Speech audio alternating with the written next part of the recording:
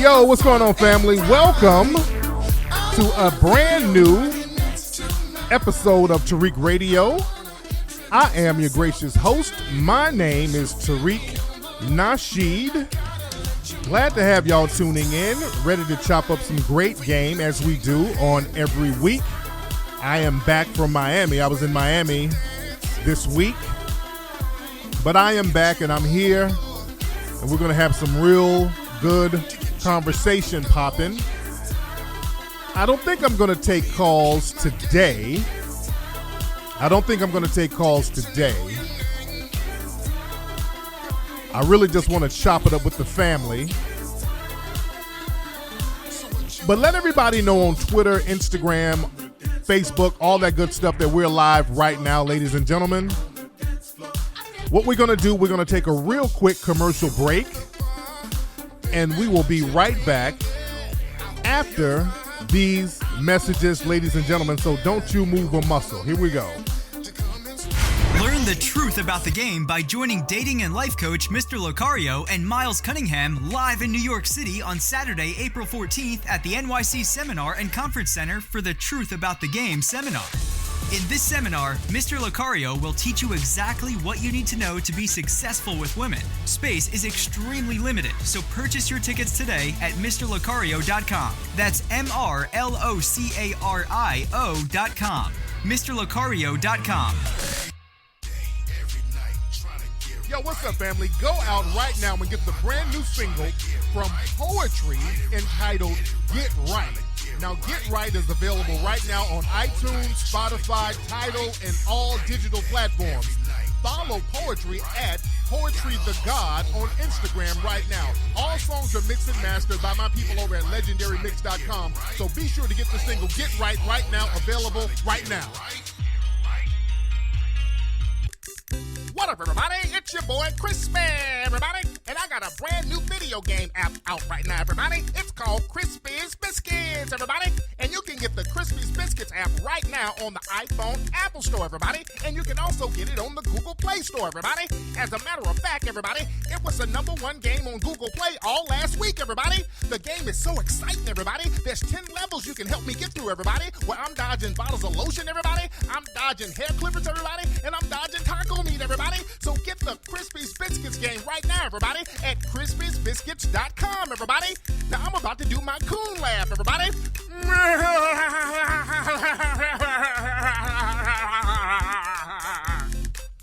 The most intense new video game app has now arrived. A medieval kingdom has been plagued with chaos and disorder. An evil force has dominated the land. And now it is up to the bravest knights to fight back the demonic forces and bring justice to the kingdom of the Moors. Play the newest, most exciting battle fight game app ever, Moorish Kingdom. Available at MoorishKingdom.com. You're now tuning into the King of Game, Tariq Elite, on Tariq Elite Radio. Yo, what's going on, family? We're back. We're back right here on Tariq Radio, ready to do our thing. Shout out to everybody. I played our single, my group Mink Slide. We played our single It's Time right now on Google Play. It's Time is at #3 on the top of the R&B charts. We are all, man, that #1 spot is evading us, man. It's Bruno Mars. He's in the #1 spot. It's Bruno Mars. That's a brother named Khalid, not Khalid Muhammad. He's #2, and we are #3 on Google Play right now. We got to get that #1 spot, family. We need that #1 spot. But I thank everybody for getting the single. The single is doing great for a record that's not getting any mainstream radio play. We got some radio play down in not in Atlanta, but when I was in Miami. Shout out to the Mix Show DJ. Shout out to all the brothers and sisters in Miami who was bumping the song. Shout out to the people in the UK. I know they're bumping it a lot over in the UK. Shout out to the family. But thank you guys for supporting the single and continue to support it. And I'm gonna talk more about that later. I'm gonna do another broadcast later tonight because there's so much stuff that we have to get into, a lot of things that we have to touch on, a lot of stuff that's been going on. And don't forget, right now, we have the Indiegogo campaign for the Ism Radio travel reality show where we travel around the country to showcase black businesses. Today is the last day to get involved. All right, so we're almost at the goal. I haven't been promoting it a lot because I've been so busy with the Mink Slide project, but today is the last day for the Indiegogo project, and everybody here, we can go ahead and reach the goal today. It's only like a $10,000 goal. And that's something that I wanted everybody to get involved with so we can learn how to aggregate projects together as a group. So if everybody listening now, just go to the Indiegogo page and just put $2 on it. We'll get that. We got the link right here in the chat room or on the YouTube channel. If you're watching the YouTube channel live, you guys can click the link, the Indiegogo link, or go to Indiegogo and just type in Ism Radio reality show. All right? Just do that and we'll be good to go. But I got to talk about something that's really deep, something that's really heavy. I got to talk about something that I was talking about it on social media all yesterday when I was flying back in from Miami. I was on the plane, and you're on the plane, you can't do anything but tweet and get on Instagram. So I was tweeting a lot about this story yesterday, and I really been trying to get it to break with mainstream media. They don't seem like they mainstream media just got on it today, as a matter of fact. I saw some stuff with some of the mainstream media outlets, but we were breaking the story yesterday. We were on it heavy. We had all the details, many of the facts. We were breaking it heavy yesterday. But do y'all remember back in 2014, there was a photograph that went viral. It was a photograph of a 12-year-old black child. His name was Devontae Hart. And at the time, there were a lot of protests around the country over the Mike Brown situation, where the race soldier murdered Mike Brown, got off, and that has been normalized now. But in Portland, a lot of people were angry, as they were all over the country. People were complaining about police brutality and systematic white supremacy. And there was this black child who had a sign that said "Free Hugs." And there's a picture of him crying and hugging a white police officer. And the media jumped on this and paraded it around the world. The picture became viral. And that picture was meant to send a message like the answer to systematic white supremacy is black people being submissive, black people being forgiving, black people just showing us love, and maybe you can find the humanity in us, and all white cops aren't bad. That was the message that they were trying to use with this photograph. Now, when black folks saw this picture, we knew instinctively something was wrong. We knew something was wrong. Something wasn't right with that picture. We knew. Instinctively, we knew. When I saw this kid walking around with the free hug signs, I knew this kid was adopted by white people. I knew that. Even before I had proof, I knew this kid, some white adopted family got this boy out here with a sign. And I wasn't so quick to put the little boy on the coon train because he's a child and he's doing what somebody's making him do. And an article, this is an article from 2014 about the picture going viral. This is MSNBC. In the wake of a grand jury decision not to indict Officer Darren Wilson in the shooting death of Michael Brown, Americans have grown accustomed to images of police and protesters in Ferguson. One such image is now going viral, but not for the reason one might think. The photo, taken by freelance photographer Johnny Nguyen, shows 12-year-old Devontae Hart and the Portland police officer Sergeant Brett Barnum embraced in a hug outside of a Ferguson rally on Tuesday. Hart's mother shared the backstory on the photograph in a post on social media.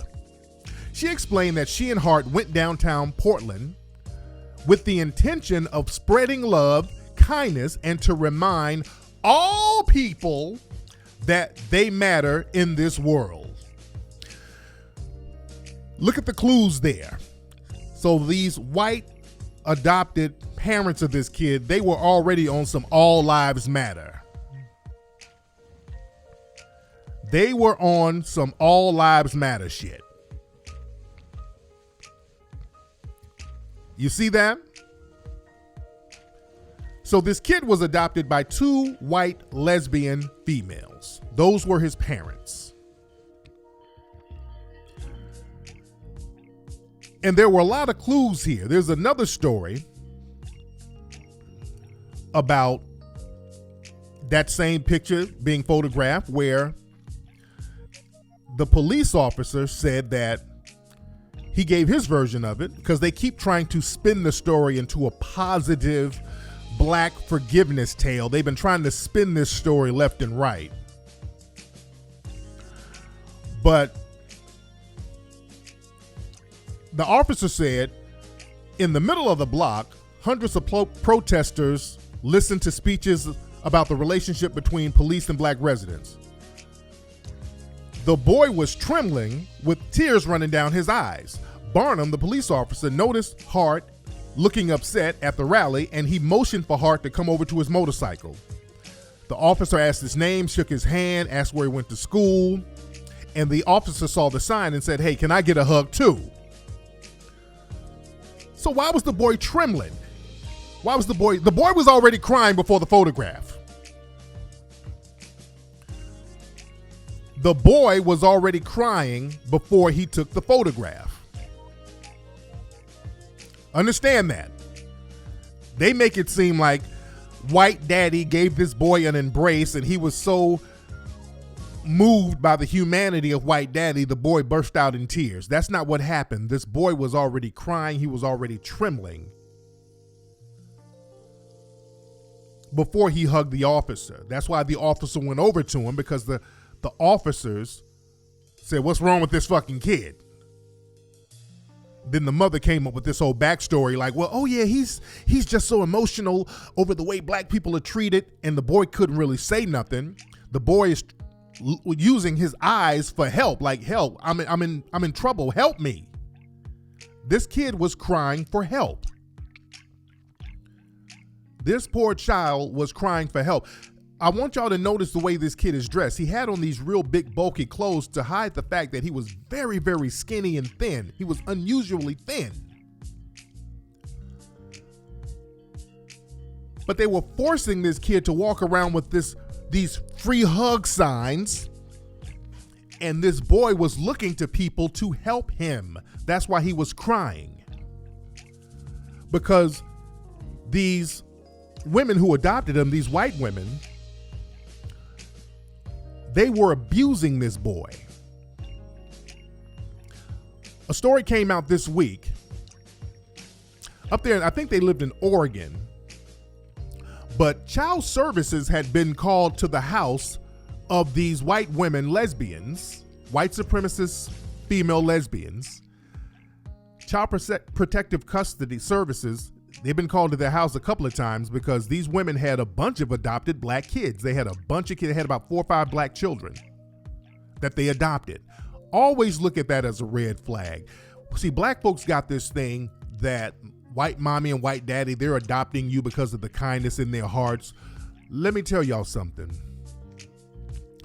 A lot of these white supremacists and suspected white supremacists, they adopt black kids all the time because they know you can get away with abusing black children and authorities will turn a blind eye. So child protective services had been called on these women before. The mother, Sarah Hart, she'd been charged with child abuse already. because the 6-year-old black girl went to school. She had bruises on her stomach and on her back. They asked this child, what the hell happened to you? She was like, my mama beat me.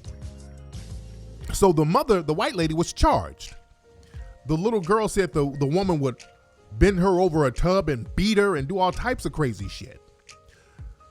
The white lesbian mother got a slap on the wrist. The same old 90-day suspended sentence, probation for a year, no jail time. Just another slap on the wrist. So they're beating these kids, getting slaps on the wrist, and it goes further. One of the little girls went to one of the neighbors' houses at 1:30 in the morning, ringing the doorbell, talking about, I need you to protect me. These kids were being terrorized by these white supremacist lesbian females. These kids were being terrorized. The boy, Devontae, who's in the photograph,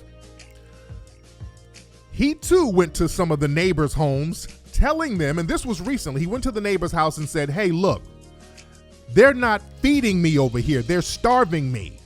They're withholding food as a form of punishment. Can you guys give me something to eat? Also, can you leave food by the mailbox so I can go sneak and get it?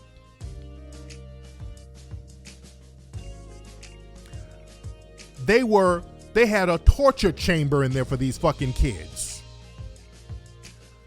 That's when the neighbors decided, hey, we might need to call somebody. So they called child services. After they called child services came by the house. The women got the kids and they fled. They hurry up. They got out the house because they knew the jig was up. These women got in the car and drove off of a cliff. This happened this week. They got in the car, drove off a cliff, killed themselves and the children. They can't find Devontae's remains.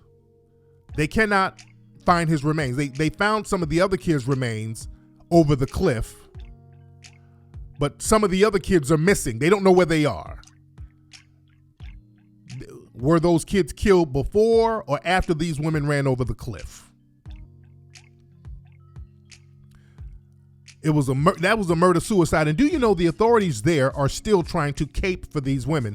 They're still trying to cover shit up. Yeah, they did a Thelma and Louise, basically, and took the black kids with them.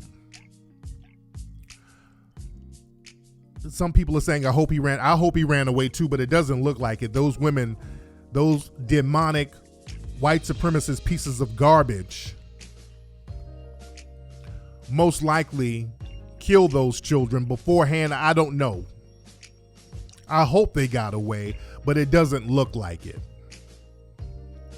And authorities are still trying to cape for these women. They're talking about, well, it don't look like they deliberately drove over the cliff, but then when they did a report of the quote unquote accident, they said there were no brake marks or no skid marks, and they found that strange. No, it's not strange.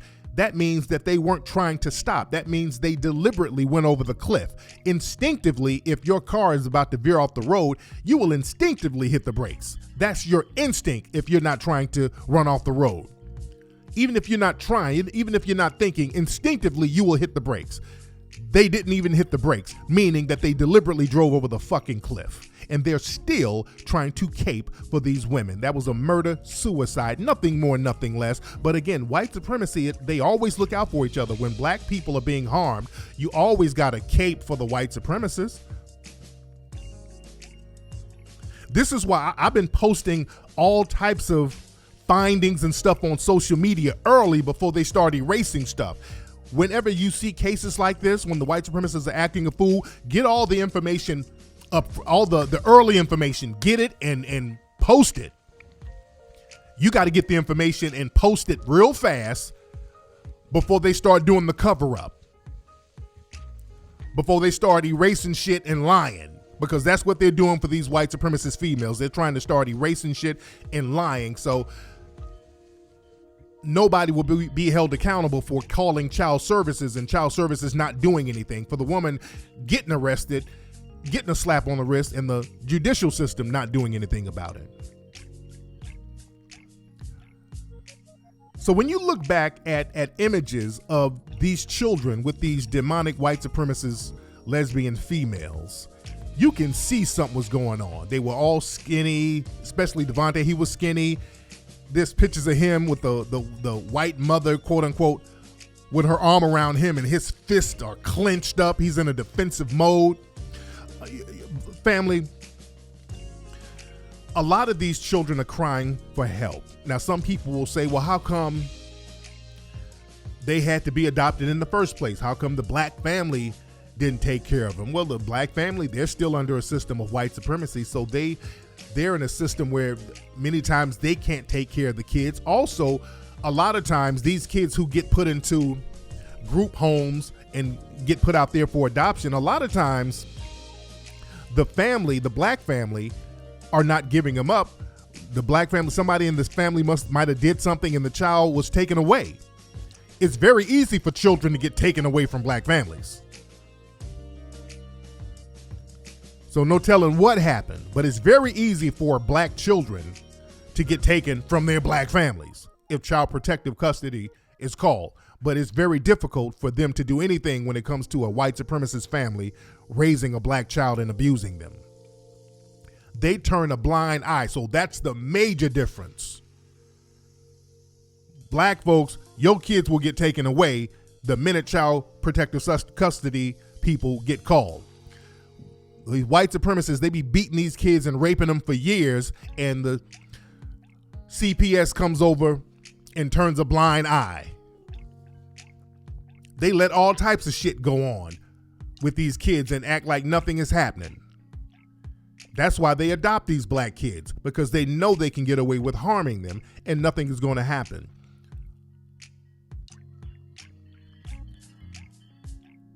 That goes back to the story about the DeBarge family. DeBarge family, these were his own kids. The DeBarge family, the R&B group, they had a white father, white French dad, and he had a black wife, and they grew up in Detroit, and the white dad was doing all types of demonic shit to these children. Why was he doing it? Because he knew nobody was going to punish him. The police knew. This dude was raping the kids, beating them, molesting all of them. And this was like an open secret in the neighborhood. They knew, the police knew, and nobody never did nothing. They weren't going to punish him, or a white man, for harming black kids. That's just part of the game. That's the good part of white supremacy. You can do anything to black folks, and the system will turn a blind eye. That's how white supremacy works.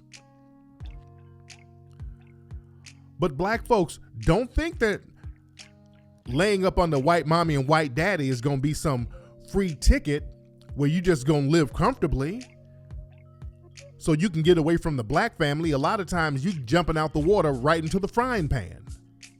This is why we have to have systems and institutions in order and in place so that we can protect our children. Because black folks, and let me talk to the black adults, we gotta stop being on some stupid ass deflective intersectionality bullshit when it comes to dealing with these demonic ass white supremacists. Whenever we want to deal with these white supremacists head on, straight up and down, head up, we got too many fucking Negroes out here talking about, well, let's talk about intersectionality though. What about our gay issues? Well, let me tell you something about your gay issues, you fucking coons. This is what the white gay community does to you. Because you try to trump your blackness by claiming to be LBGT, and you think you're going to get some kind of pass from the system of white supremacy by putting your sexuality over your race, but then you go into the gay white community and they put whiteness over sexuality all day. Look at these demonic lesbian white females who were white supremacists abusing these children, knowing that the system of white supremacy was going to protect them. They depended on the system of white supremacy, not the system of LBGQ. It was white supremacy that was protecting these demonic ass women brutalizing these babies like that.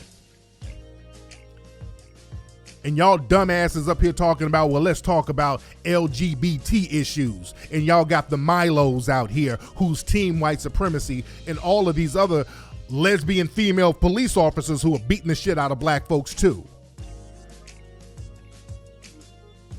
Your intersectionality is going to run right back into white supremacy. So when Negroes start talking that bullshit, we're gonna put you on the coon list. We got to have a coon list, so when shit goes down, we'll know who's the turncoats. We'll know who the people are who we cannot depend on. The people who will turn against us. You're going to be on the coon list.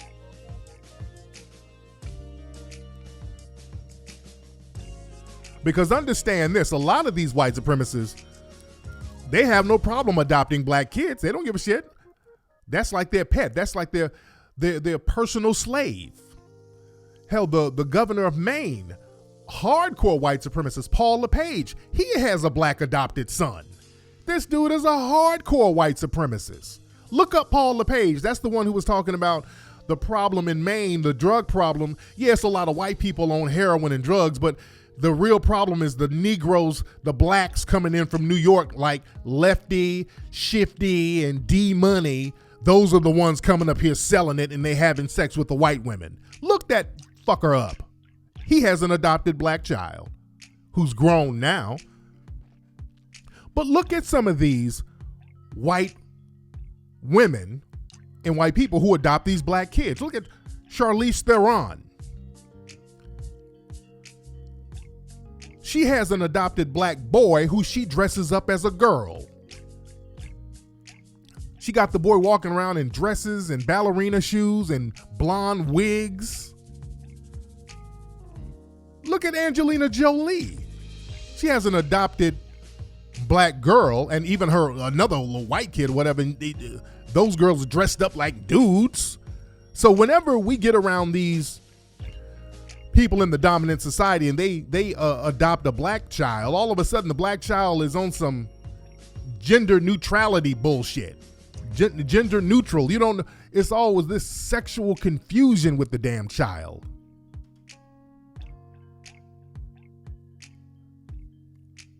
It's always some old crazy experimental bullshit. Look, Sandra Bullock, she adopted a black kid. Her dude, she was married to a damn white supremacist.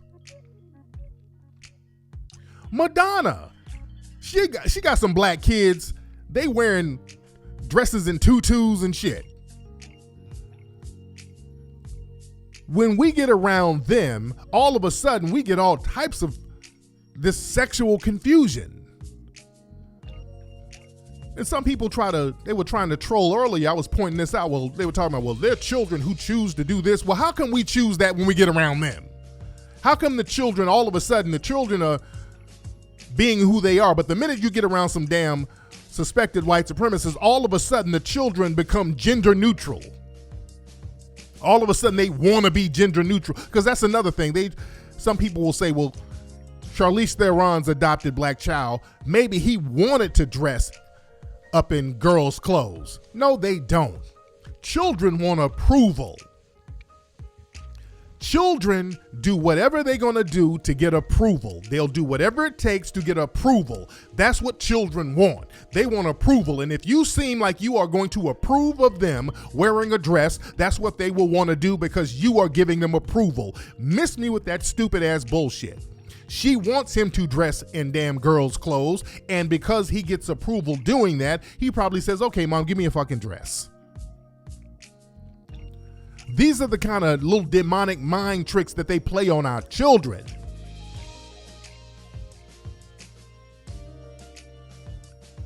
They always do this. But I think one of those dudes from that Duck Dynasty show, I think he has there's an adopted black kid in that family.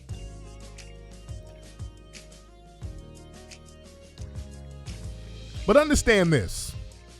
When these people have this whole thing where we're adopting the black kids to help them, don't think that's the case all the time. They say the same shit about Haiti and all these other places. You see these places where they go in and try to help black children, and then you find out later that they done raped the whole orphanage.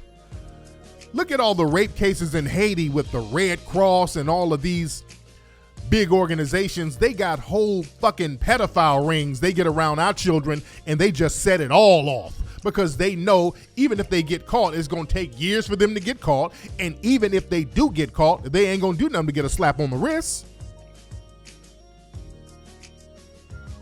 They know they're just going to get a slap on the wrist.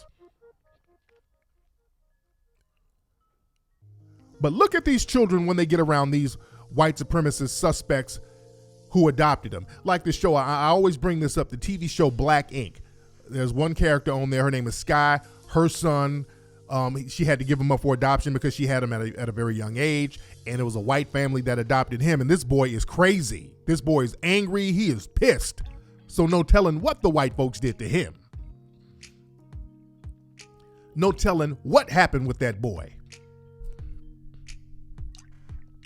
There are a lot of children out here crying for help, and black adults, we're going to have to get on point to help these children. When people can do whatever to your children, and you sit here and you don't have a punishment mechanism for the people who harm your children, you are going against nature. Black folks, we're the only species in nature that will willingly give our offspring up to predators. Every species in nature has a mechanism to fight for their offspring.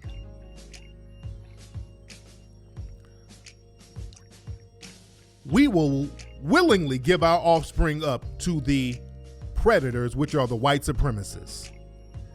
And that's an appetite for destruction. When you are willing to give up your offspring, you're supposed to protect your offspring with your life. Black folks, we will charge our offspring to the game because it's still that plantation mentality. Massa will take care of them, and Massa's not going to take care of them. See, you think just giving the kids up to Massa is going to be like back in the day in slavery. Well, they'll get a nice, comfortable home with Massa. It ain't that type of party no more. This is an extermination campaign. This ain't a slavery campaign. This is an extermination campaign at this point. This is why we have to have a network of institutions in order to pool resources together to help children in our communities. And this is something that black folks have to understand. We got to stop being so damn reckless with having these kids. We got to start being more responsible. When it comes to us having children, and especially with a lot of rappers, I see a lot of these rappers, niggas be having 8, 9 fucking kids. A lot of these athletes be having 8, 9 fucking kids by different people. That type of shit is going to have to stop. That type of bullshit is going to have to stop because we're going to have to be more cognizant of how our children are being raised in order for us to survive. We got to start thinking about them, that next generation, because these white supremacists are eating these children up alive at this point and they don't know what to do. They're crying out for help and they're not getting no help. This little boy, who the fuck could he turn to? When you look at the picture of him, he's looking at these suspected race soldiers. They ain't gonna help him. These white supremacist females, they ain't gonna help him. He can't go to no black people. Who is he gonna go to? So they're going to neighbors. These children are fucking desperate. Who are they gonna go to? We don't have no goddamn institutions like that. Who are they gonna go to? Our institutions are far in between. Back during the Jim Crow era, when black folks had communities, when we were forced to have our communities, we shouldn't be forced to have our insulated communities, but you knew who to go to. You had a whole community of people who would watch out for you. We don't even have that now. You don't know who to go to as a black child being harmed by a demonic, crazy ass suspected white supremacist adopted parent. Who are you going to go to?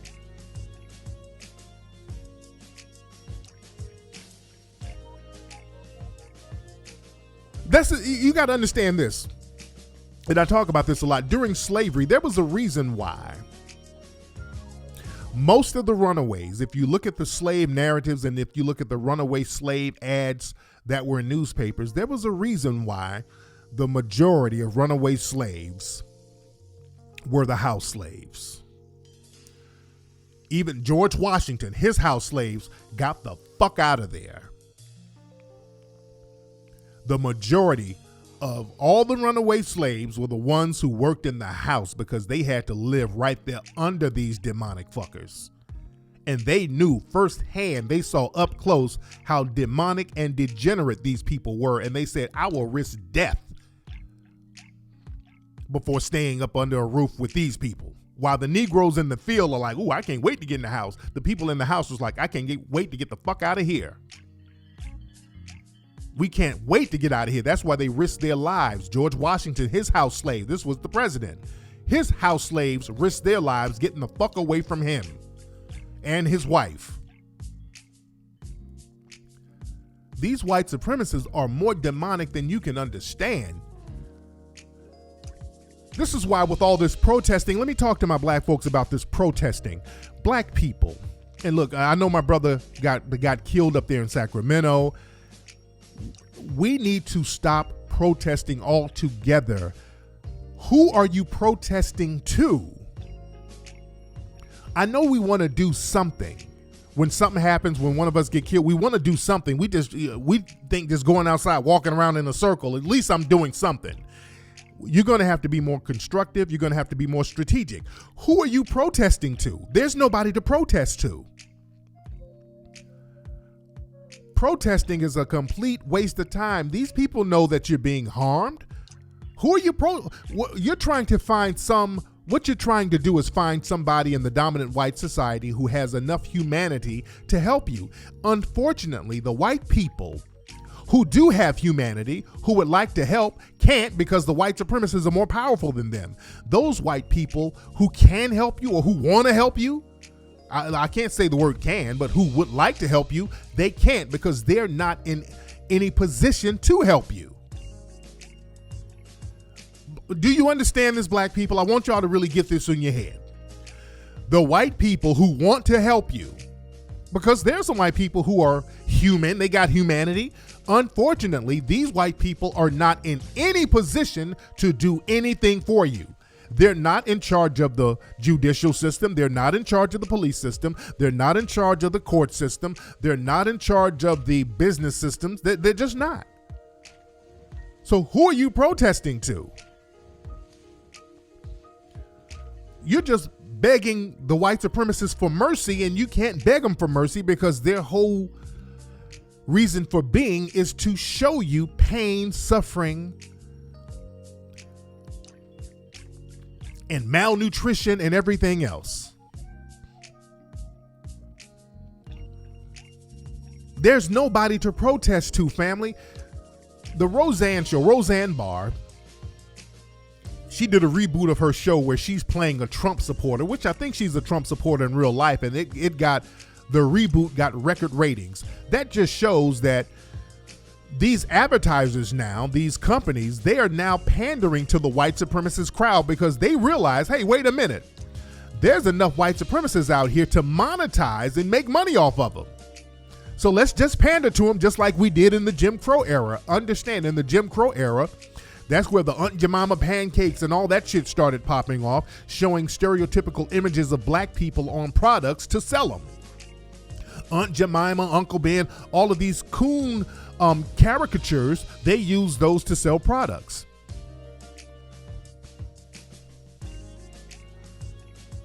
So the thing is, white supremacy, they're mainstreaming it again. So who are you protesting to? The protest, that's done. You in a war right now. You don't protest in a war. That's like in Nazi Germany. The Nazis are out here putting people in ovens and killing them, and the victims of that are just walking around with a sign like, hey, my life matters. Oh, who are you protesting to? You have a whole country of Nazis and Nazi sympathizers. So who are you protesting to? That's where we are right now. We have a bunch of white supremacists and white supremacist sympathizers who have infiltrated all levels of power. And who are we protesting to? They're attacking children, and they're protecting the people who are attacking black children.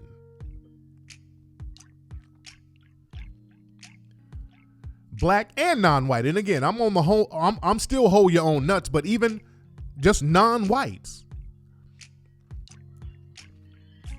See, they're getting that nigga wake up call too. You know, I talk a lot about Jeffrey Dahmer. Back when Jeffrey Dahmer, the white supremacist serial killer, Jeffrey Dahmer, before he was found out to have murdered all those people, he molested a 13-year-old Laotian boy. No, he was 14. Well, how old was he? He was 13, I think. I think the boy was 13. He molested this Laotian boy. And Laos is like, that's like in Southern Asia. They're dark. They're dark people. They're like damn near black Asians. They're very dark. But Jeffrey Dahmer molested this kid, and he was going to kill him. But Jeffrey Dahmer went to a bar and left the boy at the house by himself, and the boy was drugged. But the boy got out. He came to and escaped and went to the authorities. And Jeffrey Dahmer was actually charged with molesting this child. Jeffrey Dahmer was in jail for a week for molesting this child. Got out on bail, and his sentencing was delayed for like 4 months. So he was given a pass. So he molested this kid. And Jeffrey was back on the streets in a week.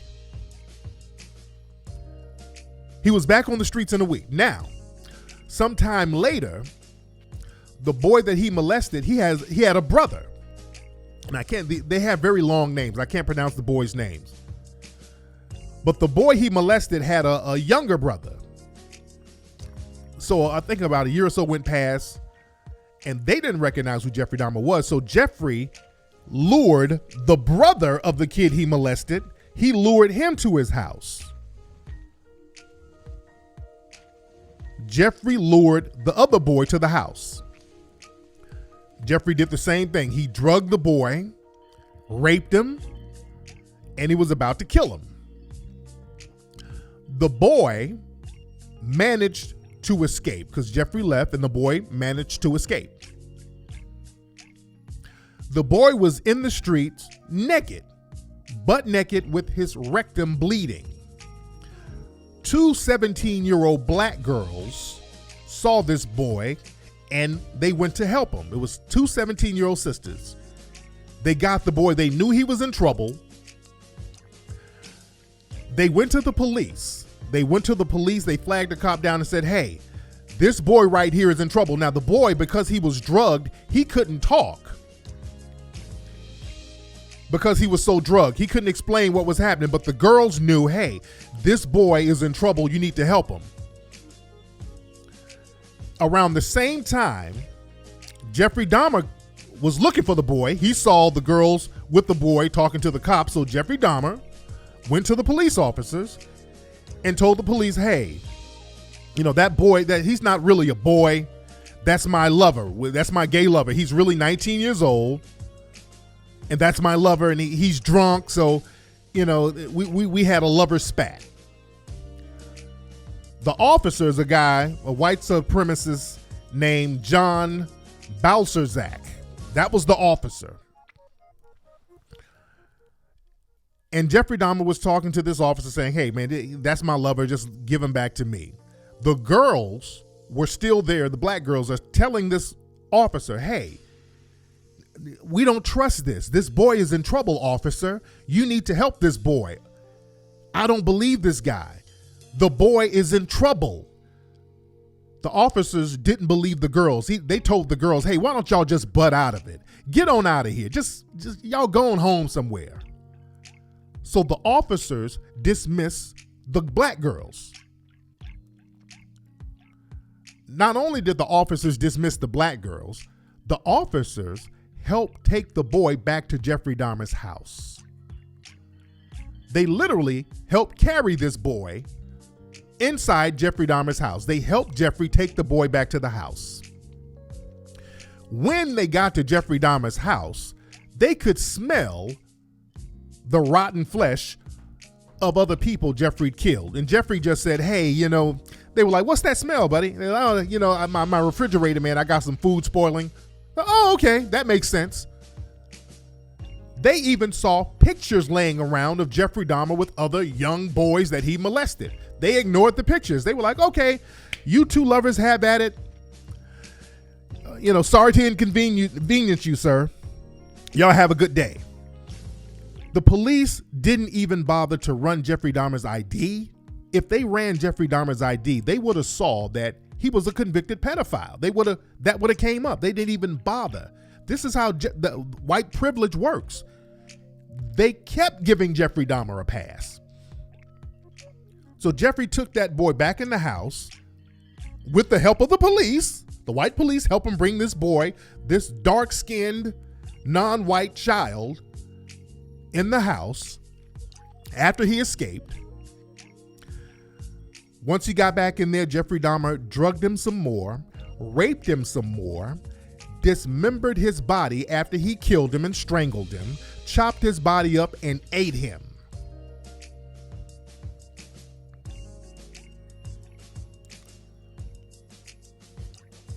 And Jeffrey Dahmer knew his white privilege would help him get away with this type of shit.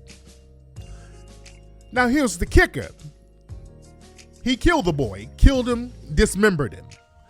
The white supremacist race soldier who delivered him to Jeffrey Dahmer, John Balsazak, he got fired temporarily, but remember, white supremacists never get fired. They only get transferred. He got fired. He protested it, got reinstated to the force. Not only did he get reinstated to the force, he became a president of one of the police unions there in Milwaukee. Not only that, John Balsazak retired last year, full pension and everything. Nothing happened to that man. This man delivered a non-white child to a serial killer, even after people in the community told him that that child was in danger, and he got promoted. This motherfucker got promoted. Understand, all the people who beat Rodney King's ass, remember, they got promoted too, by the way. They don't get fired. White supremacists don't get fired, they get promoted. That's why that brother went on that killing spree, that former police officer, what's his name? That brother out here in California. They had to shut the city down because this brother started busting on everybody. Because he saw the racism going on within the department, so he said, hey, there's only one way to handle this. But this is how the white supremacists, it ain't just about demonic ass, degenerate white supremacists. There's a system. Chris Dorner, that's his name. Chris Dorner. It's not about just degenerate, demonic white supremacists who are abusive. It's about a system that protects these people. They are protected. These folks are protected. Just like the white supremacists who killed that brother in Cleveland. He just got that back pay. They gave him a big old back pay. They get rewarded for their degenerate behavior. The guy who killed Philando Castile, he got big old back pay severance package. You understand?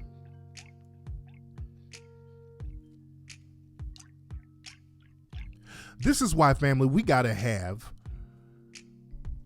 systems in place so that we can look out for people. This is why, look, if you are a child out there, you are a black child, and you are in a situation where you're around some demonic ass white supremacist adopted parents and you don't know what to do, I'm gonna give you an email address, because we got to stop talking about it and being about it. If you are a black child around some suspected white supremacists who are abusing you, because a lot of times you can't go to the police because they're not going to help you.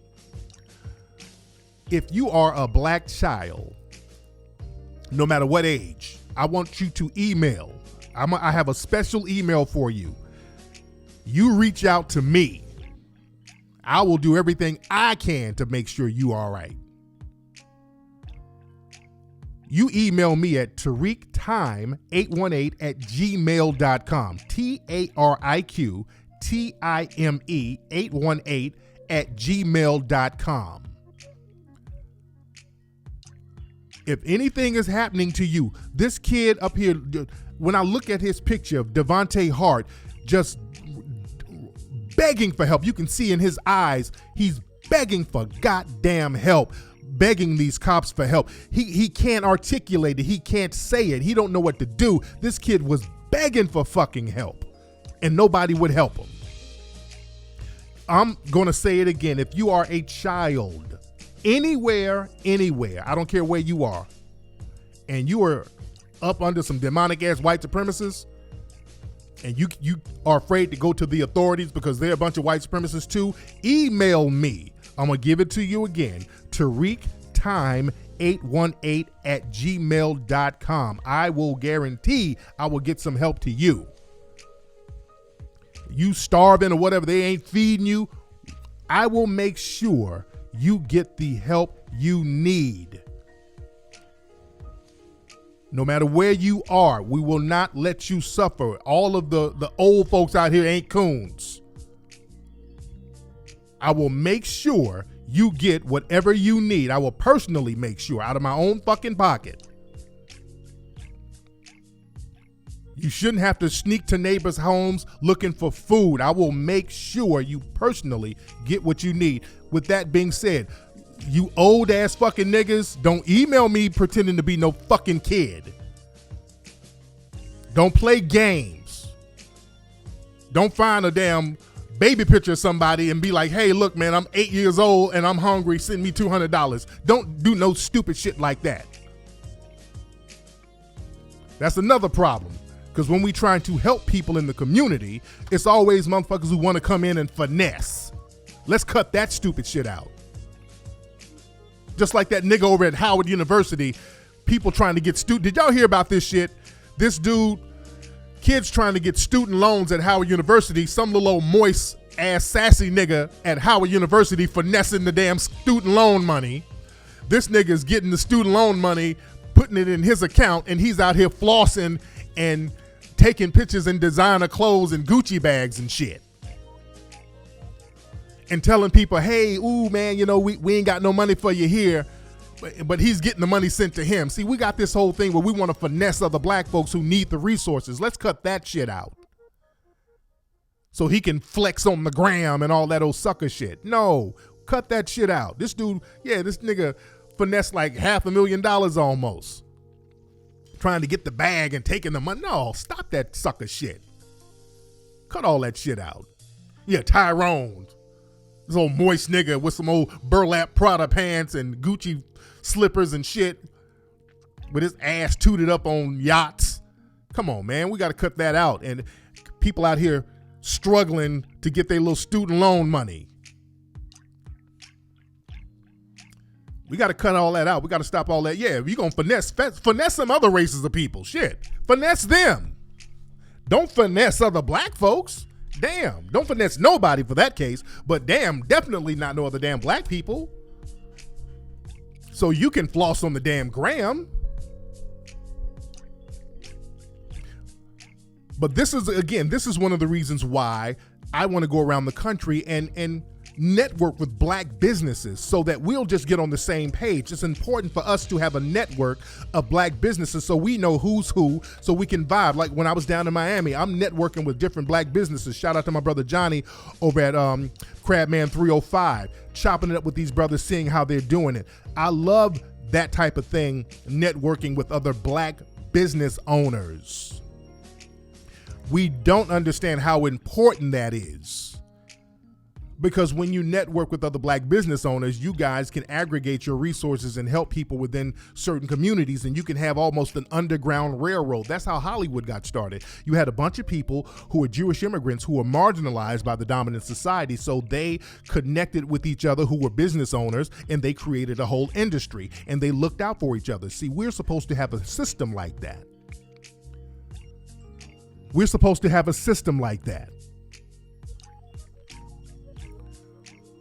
So like I said, this is why, again, we got the travel show that we're going to do, we're going to showcase black businesses. We're going to showcase black businesses, family. So y'all click that link. Click that link.